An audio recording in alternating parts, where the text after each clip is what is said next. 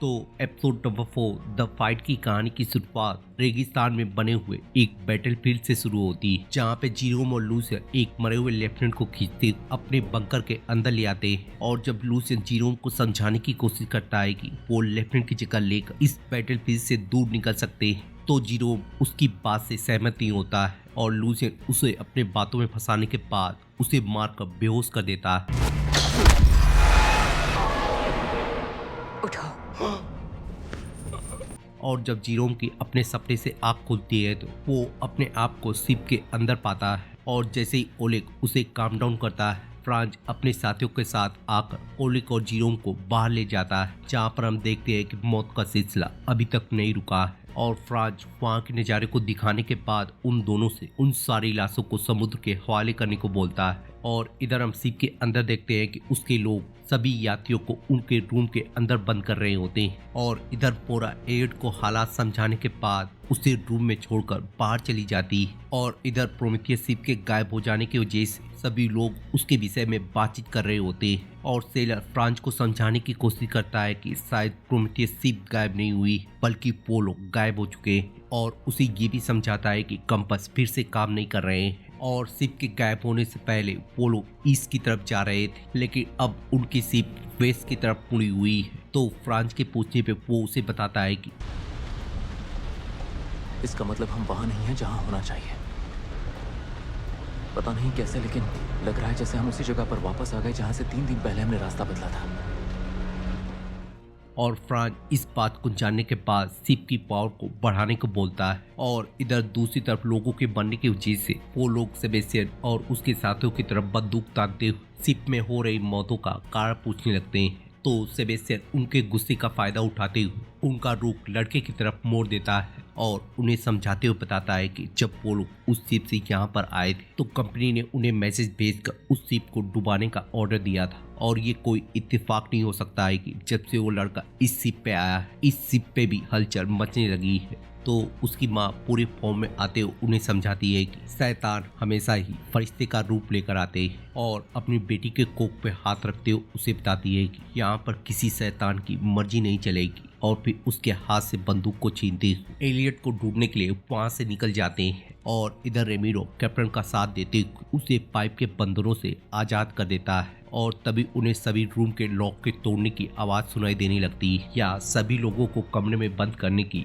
आवाज़ सुनाई देने लगती है। और इधर जब ओलेग और जीरोम उन लाशों को फेंक रहे होते हैं तो जीरोम को उन लाशों में लेफ्टिनेंट का चेहरा दिखने लगता है। और इधर क्लेमेंसी उसके दवाई की शीशी को दिखाकर उससे जानने की कोशिश करती है कि वो कल रात में कहाँ था। तो लूसियन अपनी भड़ास निकालने के बाद उसे बताता है कि इस शीशी में पोटेशियम ब्रोमाइड था जिससे उसकी मिर्गी काबू में रहती है। और उसकी पूछने पे वो उसे बताता है कि उसके दिमाग में कोई केमिकल लोचा है और अगर वो इस चीज को नहीं लेता है तो वो जमीन पे गिरकर छटपटाने लगता है और अगर वो इसे ले लेता है तो वो उसे संतुष्ट नहीं कर पाता है और वो कुछ दिन या कुछ हफ्तों के अंदर मर जाएगा। और जब उसकी नज़र लेफ्टिनेंट के बैच पे जाती है तो वो क्लेमेंसी के साथ वायलेंट हो जाता है और वो उसे समझाने की कोशिश करती है कि वो इस बारे में कुछ भी नहीं जानती। तो लूसियन उससे माफ़ी मांगते हुए जीरोम को ढूंढने के लिए बाहर निकल जाता है। और इधर जब मोरा कैप्टन के रूम की तरफ जाने लगती है तो गार्ड उसे पकड़कर फ्रांज के पास ले आते हैं। तो फ्रांज उन्हें ऑर्डर देते हुए उसे उसके कमरे में बंद करने को बोलता है। तो मोरा उसे वार्न करते हुए समझाने की कोशिश करती है कि वो यहाँ पे बहुत बड़ी गलती कर रहा है और उससे कैप्टन से मिलने की दरख्वास्त करती है। और इधर आइक शिप के एक बोनट को खोलकर रेमिरो के साथ वहाँ से चंपत हो जाता है। और इधर जब मोरा के कमरे के पास पहुंचकर उसके रूम को खोलने की कोशिश कर रहे होते हैं तभी गार्ड भी मोरा को पकड़कर वहाँ पे ले आते हैं। तो सभी से उनके बीच में आते हुए जब मोरा को ये बताता है कि वो सिर्फ लड़के के पीछे है तो मोरा उन्हें समझाने की कोशिश करती है, लेकिन आइबेन उसकी बातों पे भरोसा ना करते हुए और अपने बेटे को ऑर्डर देकर उसकी तलाशी लेने को बोलती है। और जब क्रिस्टर उसकी तलाशी लेता है तो उसे उसके रूम की चाबी मिल जाती है। और चाबी मिलने के बाद जब वो लोग रूम को खोलकर अंदर जाते हैं तो उन्हें एलियट कहीं पे भी नहीं मिलता है। और आइबेन जब इस बात को जानने के बाद मोरा के ऊपर बंदूक तान देती है तो क्रेस्टर उनके बीच में आते हुए मामले को शांत कर देता है। और आइबेन अपने साथियों को ऑर्डर देती उसे पूरी शिप पे ढूंढने को बोलती है। और जब मोरा उनके जाने के बाद पूरी तरह से टूट जाती है तो एलियट होल के अंदर से नॉक करते हुए उसे इशारा देता है और जब वो अपने बेड को खसकाती है तो उसके रूम में भी एक चेंबर बना होता है।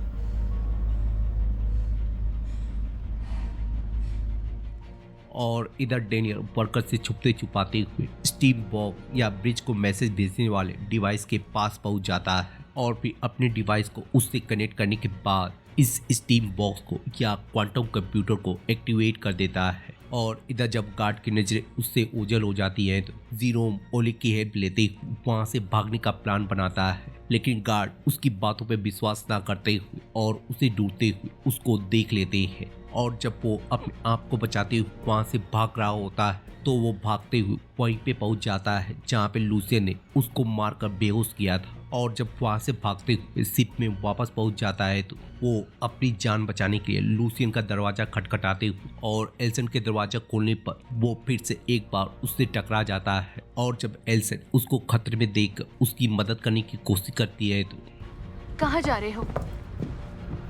मैं पहले भी देख चुका हूँ, जब किसी को बिना मेहनत के ताकत मिल जाती है अंजाम हमेशा बुरा होता है।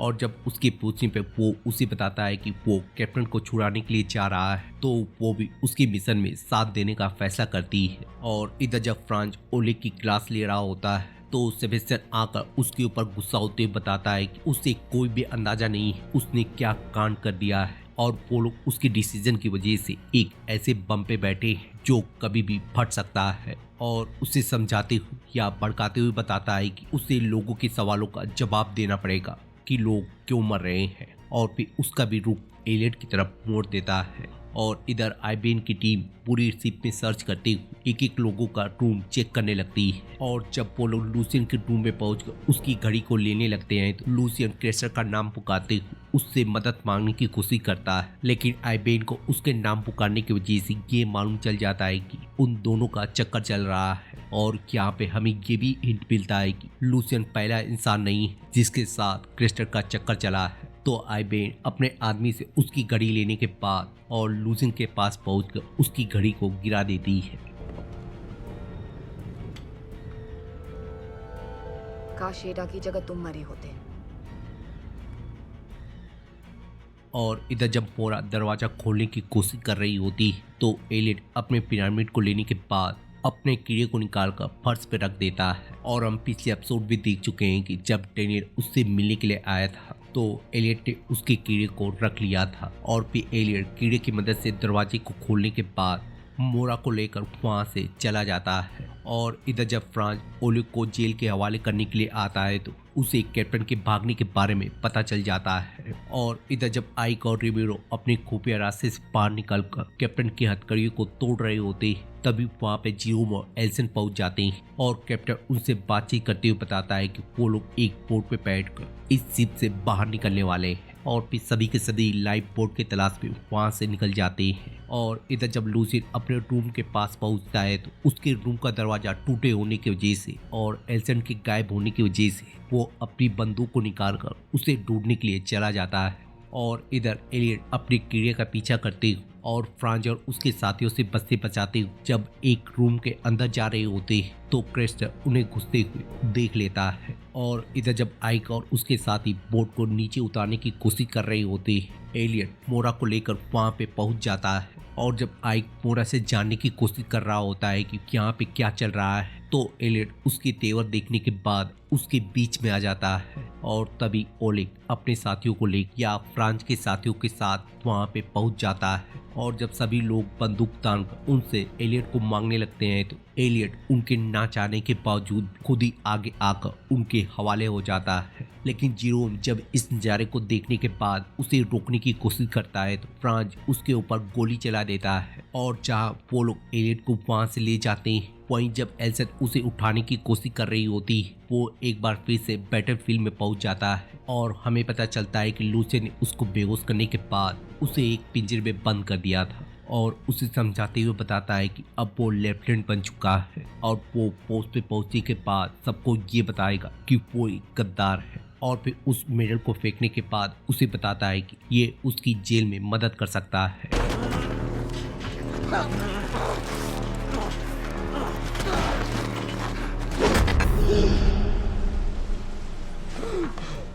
और फिर होश में आने के बाद और हथौड़ी को उठाते उनके पीछे चला जाता है। और इधर जब वो लोग बच्चे को ले जा रही होती तो टोबी अपने भाई को रोककर उसे समझाने की कोशिश करती है, लेकिन क्रिस्टल उसकी किसी भी बात को नहीं मानता है। और इधर जीरोम फुल एंटी मोड में आते और फ्रांस के आदमियों पर हमला करने के बाद उन लोगों को छुड़ा लेता है और उन्हें समझाते हुए बताता है कि वो लोग अब पागल हो चुके हैं और उन्हें हर हाल में उनको रोकना पड़ेगा। और इधर आइबेन सभी को ये समझाने में कामयाब हो जाती है कि एलियट की वजह से ही यहाँ पे सारे कांड हो रहे हैं। और फिर उनकी हामी लेने के बाद एलियट को पानी में फेंकने का ऑर्डर देती है, लेकिन तभी जीरोम का ग्रुप वहाँ पे पहुँच जाता है और फिर सभी लोग उसे रोकने के लिए वहाँ पे फाइट करने लगते हैं। लेकिन इसी बीच जब मोरा की नजर एलियट पे जाती है, आइबेन एलियट को उठाकर उसे पानी में फेंक देती है।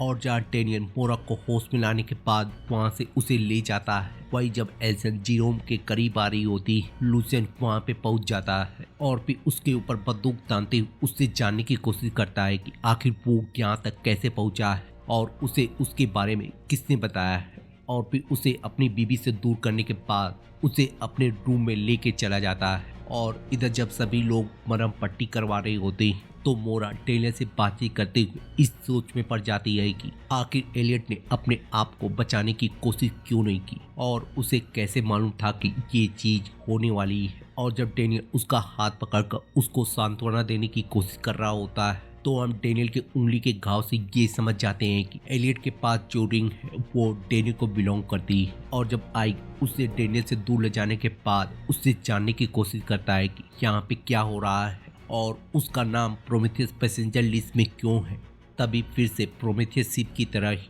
उस केबिन से खटखटाने की आवाज आने लगती है।